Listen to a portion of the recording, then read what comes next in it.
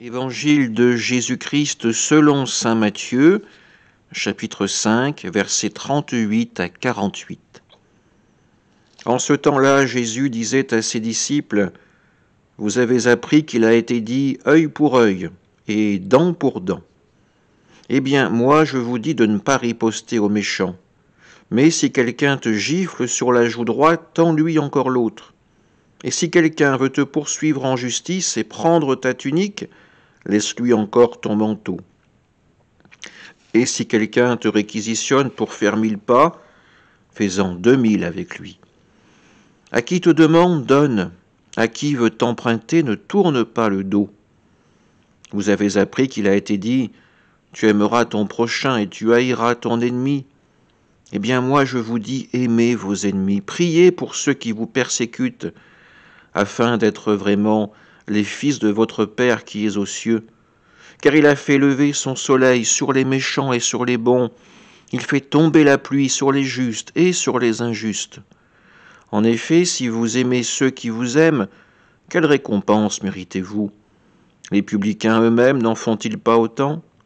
Et si vous ne saluez que vos frères, que faites-vous d'extraordinaire? Les païens eux-mêmes n'en font-ils pas autant?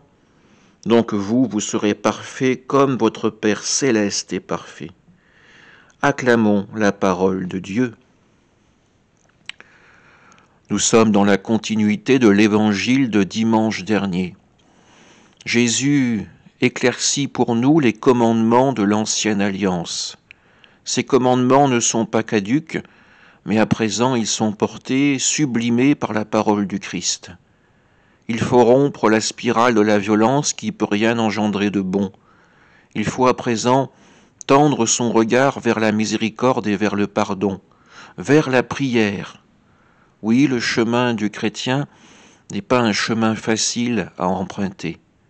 Il est semé de difficultés, semé d'embûches.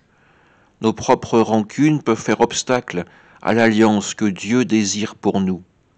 Pourtant, notre baptême ne nous invite pas à être des hommes de conflit, des personnes qui recherchent la haine et la violence, mais au contraire, à être comme le Christ, des artisans de paix, pour devenir des enfants de Dieu.